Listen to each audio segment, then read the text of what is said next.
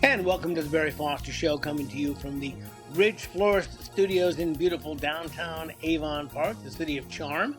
If you have any thoughts, ideas, or suggestions, just put them in the comments below. People you want us to talk to or subjects you'd like us to broach, always glad to do something like that. And please like and subscribe. The more subscribers we get, the easier it is to get the word out all over everywhere. We are delighted to have Ed Vidal, who is a contributing editor for the Miami Independent. Good to have you with us, Ed. Oh, thank you very much. It's always a pleasure, and we're happy to be joining a station in this great state of, or the mostly free state of Florida. We're based in Miami, but we cover the entire Florida state and local government. So we're happy to have connections all up and down the state. So, Ed, when did the Miami Independent actually get started as an online paper? All right, we started publication in 2022, so that's about 3 years ago. But before that, we are part of a group of about 12 digital publications, which are owned by CDM.press. That's Creative Destruction Media, and you can find their website at cdm.press. And they own about a dozen newspapers. Miami Independent's one of them, but they also own the Georgia Record, the Colorado Springs newspaper. There's one up in Connecticut, the Connecticut Sentinel. There's one in Manhattan. And then our founder is Todd Wood. Now, Todd is a graduate of the U.S. Air Force Academy. He flew helicopters for special ops, and then he retired young, and he went into trading distressed debt for about 20 years on Wall Street. And through that, he made a lot of connections in the Eastern European and Russian areas, because that's where he was trading a lot of his debt. He's also a devout Christian, and so he's very concerned about the plight of Christian minorities in that part of the world. So Todd, about 10 years ago, retired from trading debt and became a full-time journalist. He was a columnist for the Washington Times, but then he founded Creative Destruction Media about maybe 5 years ago, and he's been adding up all these newspapers. And here in Miami, we have a group of local writers. I'm one of them. There's other people. Kat Stansel is very good. Doug Ross, Chris Gleason from Pinellas County. He's a real bulldog at investigative reporting of election irregularities. And so we give a local coverage. And so the main thing that we cover is state and local government. People think that Florida is a red state, and we are now in a very reliable presidential red state. And we're a Republican state. Voter registration, it's just the last few years. I remember in 2018 when DeSantis just barely beat out Andrew Gillum. Imagine if we'd gone the other way. Hate to think about it, but Florida is a red state and a Republican state, but it's not necessarily a conservative or a conservatively governed state.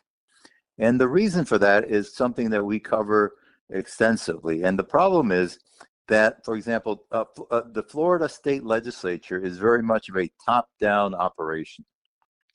When I say that, I mean that the leadership and it's all Republicans, because this is a Republican state, but the leadership at the House and Senate level get a lot of money from donors. There's big law, big weed, especially big developers are a big part, big sugar, big electric power, and so on. So all these special interests donate to the leadership in the state legislature. And so the state legislature leadership has a lot of money to invest in supporting their candidate in the Republican primaries. And that's essential. If you're a Republican, if you're a conservative, you got to vote in the primaries, because that's where the big decisions are made. And so the leadership funds its candidate and thereby keeps out others. And the way they do it is, I worked with several non-establishment candidates, Republicans in the Republican primaries, and the leadership just floods the zone with a lot of mailers, and very often they're defamatory and false mailers, but they're there and they have to be dealt with. So the Florida legislature is very much selected by its leadership because of their participation in the primaries. And I've seen where the House Speaker will spend over $1 million on mailers and TV and radio ads just to get the legislator that he wants. And the legislator that he wants is almost always someone who is dependent on politics for a living. You know, if you have a job, if you're a carpenter or you have a good business, you're a lawyer, you have a good practice, you don't need the legislature. You're doing it, for the right reason. You're going to do some public service. You've made some money. You can take some time off your practice, your business. That's not who the state leadership wants. They want people who are looking to make money through politics. And that's really the big difference between the establishment, Republican establishment, and what I would call the grassroots conservatives. The establishment looks at politics as a business. It's their business. It's their way. They were not going anywhere. They were not successful electrical contractors or lawyers or medical doctors or anything like that. They needed politics to juice up their careers. And that includes lawyers, and that includes other people, real estate people. So they go into politics to make money, and they will go to almost any extreme, including lawlessness, to keep their positions. And that's the challenge in Florida politics, up and down the state level, the county level as well. And we can see it with the takeover of the Republican Party of Florida by people who are just professional lobbyists. They're not in it for conservative principles. This is the way they make their living, and they cater to whoever pays their bills. Like in the case of the chairman of the Republican Party of Florida, he works for a lobbying firm, and one of their biggest clients is the Florida Supervisors of Elections. So of course they're always against any kind of election integrity. That's something that I'm very involved with as a grassroots conservative.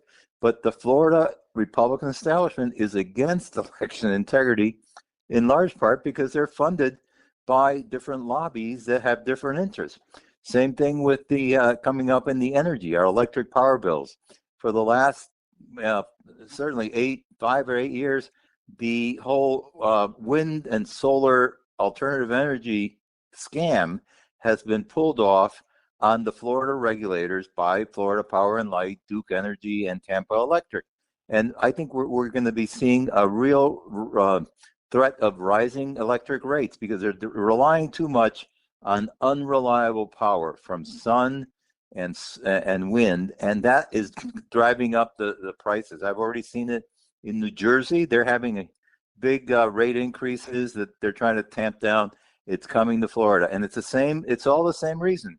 All the lobbyists fund the state government, the state regulators, the state legislative leadership, and then get them to do their bidding. So, and let me get this right, that under CDM Media, really the Miami Independent is the only Florida paper, but Right. Yes. the correspondents are from all over. So Right. do you have like an online meeting with like Doug Ross and Kat Stansel? Oh yeah, and, yeah. and, Well, and Doug so is here in so you Miami can Beach. decide what stories you're going to do? Well, yeah, we do it informally. We don't we Doug is here in Miami Beach, and Todd travels around a lot. Kat is up in Kentucky or Tennessee. She worked for a long time in Chicago, so I know her well. We know I grew up in Chicago, so we know all the places. So we have a lot of talk, and we consult with each other. Chris Gleason is up in Pinellas County, and we keep in close tabs with him.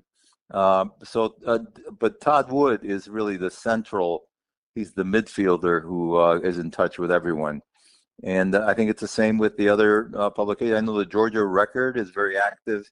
Georgia, I think every state has the same problem. Even if you're a red Republican state, you have issues with the local establishment. Georgia, I know, has had some big issues. So we all have the same concerns. So do you ever get a call from Todd saying, Ed, I'd like you to cover this? Or do you Yep, yeah. Every make a now call and to then, Todd and say, I'm going to cover this? He says, well, no, double up with Doug because he's going to be doing kind of the same yep, story. yep. Yeah. We're on we're on what's that? Signal chat, encrypted. So the commies can't get to us. But yeah, he just asked me to look into this redistricting. So I'm looking for any materials on the redistricting. I want to see the new maps. One of the things that I also do is I'm general counsel and vice president for the Election Integrity Brigade of Miami-Dade County.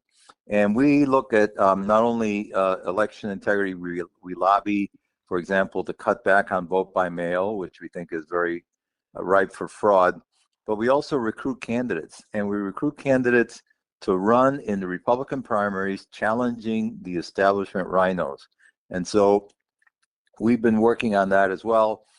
We attended the first Reclaim campaign event that Defend Florida had in Venice last month, and now we're working on pulling one off ourselves in Miami-Dade in early February. So that we're very active in all sorts of directions, and the people that write for the Miami Independent are also part of this. Many of them are part of the brigade. Doug and his wife Haley are members of the leadership, and we have more people like that. Do you get stuff that people mail into you and say, here's an article that I did about thus and so, and Yes, we get those. I'm contributing editor, so I contribute, but I also edit, and I have a couple of people who regularly send me things. A local retired businesswoman, Remedios Diaz Oliver, she has a column. She sends it to me in Spanish, and I have ChatGPT translate it to English, and I edit it, and we put it up. It's just her little observations and vignettes, and then we have Chuck Lehman, who's up in Delray Beach. He sends articles. I've done a couple, and I've done that for other people. So if you ever want to write something, just let me know. I'll send it to me. I'll do some editing, quick editing, and we'll print it. That's not a problem. We're happy to have new members all the time, and our number is contact@miamiindependent.com. Contact@miamiindependent.com. You have a wide array of business topics. I mean, politics, Yep. business, culture, education, Oh yes, history, I'm health, one of local the. politics. I mean, Yep, I'm one of there's all the. manner of Yeah, things here. yeah. No, the state and local politics is our main bread and butter. But then we also write a lot. I've been traveling to France, and so I always write like a food review on places we ate, and then I'm doing one for Manhattan later in September. I also visited Normandy, and I wrote a dispatch from Normandy about the battles there on D-Day. And so we try to have we have writers. Ben Batchelder writes very well on the decline of Christianity in the West, the attacks or the failure of Harvard. So yeah, we Todd likes to get culture articles as well, but those are things that we just every now and then we send them in. That's not our bread and butter, but we certainly enjoy writing them. So do you have local folks? I mean, like writing in from Orange County or Highlands County, Polk County. You No, know, we don't. We welcome more people. Chuck Collins is up in Delray Beach. Uh, Chris Gleason is up in Pinellas, I think, and he writes. He writes very often. We have a good group from Central Florida. They're very active with fighting election fraud. But no, we welcome writers. So if you have any ideas, or if you know anyone that wants to write, just tell them to send it to me, ed@miamiindependent.com, and I'll look it over. I'll edit it and submit it to Todd for publication. so are you guys now kind of bird dogging what's going to happen in the next Florida legislative session to kind of get a Legis- hint? we don't know what's going to happen in the Florida legislative session. I was asked to write an article on that earlier this year, and the column's title is "Writing Dances with Rhinos." I have no idea what the one thing that's happening, and that we have predicted it, is that the establishment is fractured. So, for example, Ron DeSantis cannot run again. So I don't know if his wife is going to run. Some people think his wife will run for governor, but he has put together a slate of senior statewide officials that he is going to be supporting. And number one there is Ashley Moody. He appointed her U.S. Senator. I think she's going to be challenged by Corey Mills, Congressman from Central Florida. So I think that's going to be one battle of the establishment. Second, you've got James Utmeyer, who he appointed he was general counsel. He appointed him attorney general. He's already being challenged by a guy from the Gulf Coast called Steve Leskowicz. Leskowicz is getting support from the RPOF. Part of this, as I go through these challenges, is it's DeSantis versus the RPOF and many RECs. Okay, so for example, Ashley Moody has DeSantis. I think, well, Corey Mills, I don't think he has the RPOF. But on the other hand, in the case of Utmeyer for Attorney General, I know that the RPOF is encouraging this guy Lefkowitz to go after him. There may be others. I think Matt Gaetz may run for Attorney General. For the folks who are listening, RPOF is the Republican Party of Florida. Right. REC is Republican Executive Committees. So yeah, at the for those county of you level. keeping score, there's also a gubernatorial election coming up, and Well, there are many that's the hats other. tossed There in you play. go. Let me tell you, that was the other. I was going to keep going with the slate.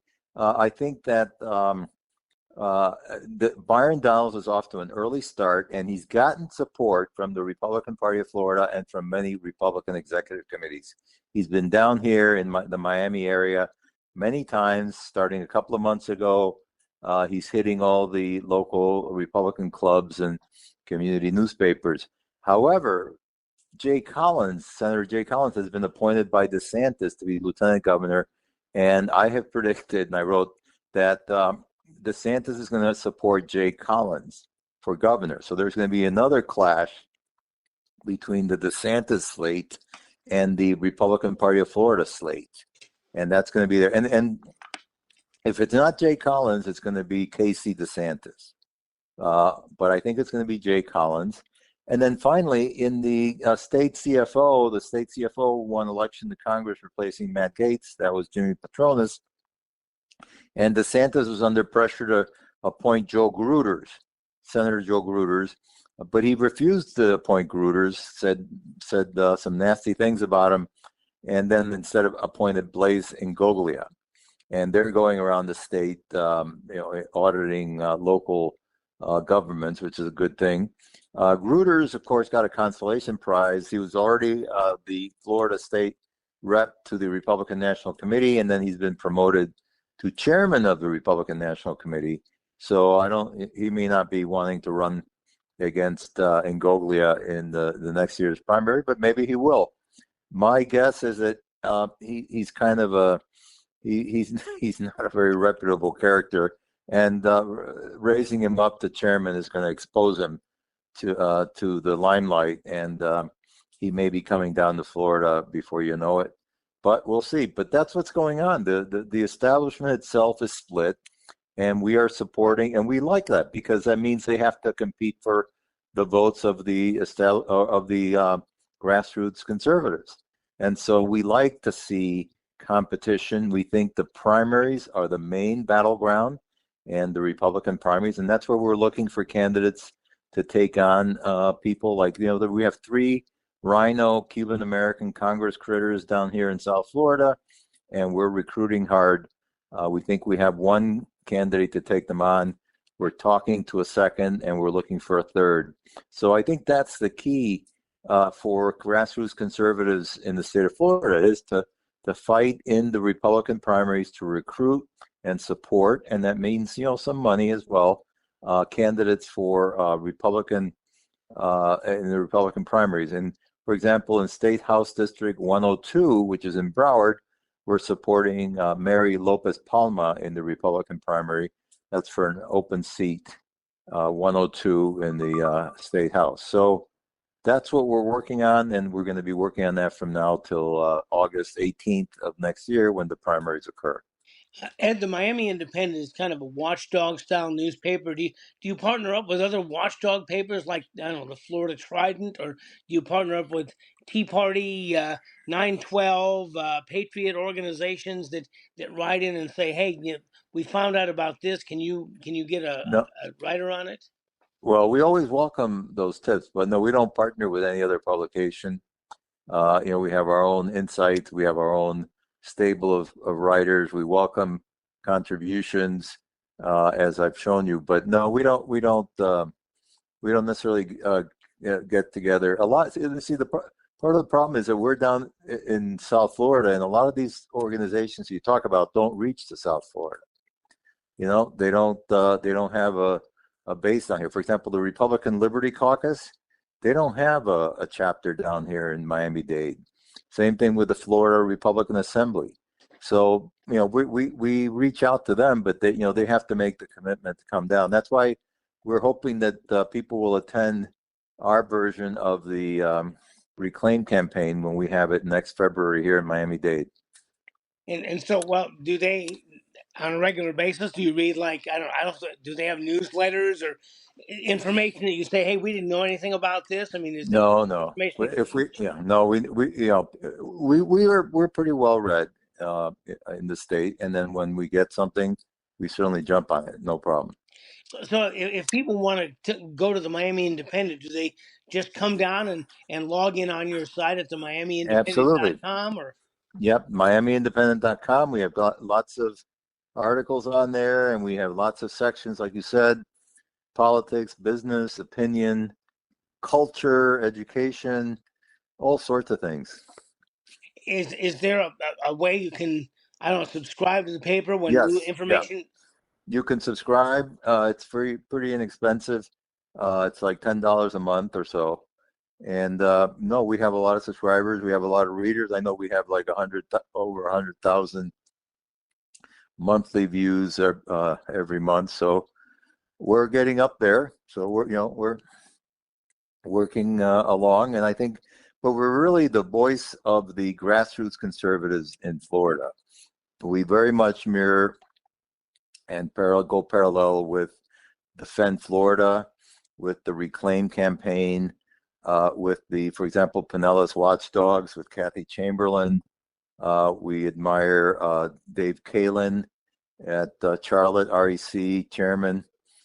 So those are the people that we're aligned with and that we get our information from. Well, in addition to your regular website, you have a lot of social media sites. I mean, you're on X, you're on Yep, through social media. You're on a wide range of different medias for people who want to follow you on different platforms. absolutely. Yeah, it's beyond my scope. I'm not the social media guy. I think phones are fine. I think I like pencils. I like pencils. I have pencils with erasers. But yeah, no, we're on many social media sites, and also at 10 a.m. during Monday through Friday, we often have. I think Todd Wood often has a program, creative destruction media. It's called the Skiff, and he's also on at that time when he's in town. Last week he was in Lebanon visiting some beleaguered Christian communities, and I think the news is that Trump may want to create a Christian state in that area so that the Christians can have some safety from the jihadists. Because Really? when there was a change in government in Syria, the new government really went after the Druze and the Christians. Well, I'll tell you, for the folks who do follow social media, the Miami Independent is on X. It's on True Social Okay. Media. It's on YouTube. It's on Gab. It's on Yep. Signal. There's just in addition to the regular MiamiIndependent.com, and you Yep. can read it at absolutely no additional charge. Right. Yep. Absolutely. We're very active, and we're part of like about a dozen digital publications And that so, are all over. Ed, what's the next big thing for you? What are you working on right now? What's your big next big story coming up? Well, my next big story is that we have found a reform Republican candidate for mayor of the city of Miami. I did an initial review of him when he launched his campaign in June. The city of Miami is very corrupt, and this summer, 3 of the 5 city commissioners voted to, instead of having the election this year in November when it was due, they voted to extend it for another year, in effect, extending their term for another year because they said they wanted to have more voter participation during a gubernatorial election year. Well, that's fine, but you have to get the consent of the voters. And so they didn't do that. They tried to pass it, just the 3 out of the 5 commissioners in the city of Miami. The mayor signed it the minute it was passed. And so the election appeared to be postponed till next year. However, this candidate, Emilio Gonzalez, had the courage and the gumption to line up a first-rate legal team, which means he raised money. He had money for his campaign. He used it to hire a first-rate legal team. That's something a lot of conservatives are whining about. The progressives have lots of lawyers all the time. The conservative side is always short on lawyers. He took the city to court. He won at the trial level. It was appealed. He won at the appellate level. And so the elections are back this year. The city is still appealing or trying to a rehearing of the appeal, but right now the elections are back. His name is Emilio Gonzalez. He's around 65 years old. He was 26 years U.S. Army, retired as a colonel. He worked in the White House with Condi and W on Western Hemisphere strategy and geopolitics. He was head of the U.S. Immigration Service, swearing in new citizens for 3 years, and he's been active in public administration in Dade County ever since. And he has shown, and that's my next column, he has shown that he has the courage, because nobody else, there are about 6 or 8 other candidates. It's a nonpartisan race, although everybody knows their party. Nobody else challenged the city and had the wherewithal to spend their campaign money on hiring first-rate lawyers who took the city to court and beat the city. So he has distinguished himself as the outstanding candidate. There are about 6 or 8. I'm going to have I've already talked to him. I'm going to have coffee with him tomorrow morning, tell him about the news story where the Miami Independent's going to support him. We're going to get behind him. This is the right time to do that. Just before Labor Day, the campaign really starts at Labor Day. And we're going to have Defend Florida is going to have him in the second week of September on their Tuesday evening at 7 p.m. webcast. So to introduce him, and he's going to be introduced to the whole state, but hopefully the whole state will get behind his campaign, pitch in some money, and we will have a Republican mayor of Miami that we can be proud of. I think he'll probably go into a runoff. I've already got my article ready for his runoff opponent. She's the Mamdani of Miami. You know who Zoran Mamdani is? He's running for mayor in New York. He's a communist jihadist. So I think Emilio has a good shot, and he's certainly worth supporting. The Miami Herald, the Miami Independent. It's not just for Miami, the Miami Independent for the entire state of Florida. Absolutely. Thank you for being with us. And if you want to find out more, just go to miamiindependent.com. Everything from business and culture to local politics and opinion pieces. It's a great online paper. Ed, thank you so much for being with us today. Thank you very much. And I'm talked to John Larson. He scheduled me for November on Zoom with the Tea Party meeting. That'll be worth the price of admission. By the way, all right, also is absolutely free. You've been listening to the Barry Foster Show, coming to you from the Ridge Florida Studios in the city of Charm, beautiful downtown Avon Park. Remember, any people you'd want us to talk to, subjects you want us to broach, just put them on the comments below. Like and subscribe. As we continue to look for truth, justice, and the American way. This is Barry Foster, and we'll see you next time.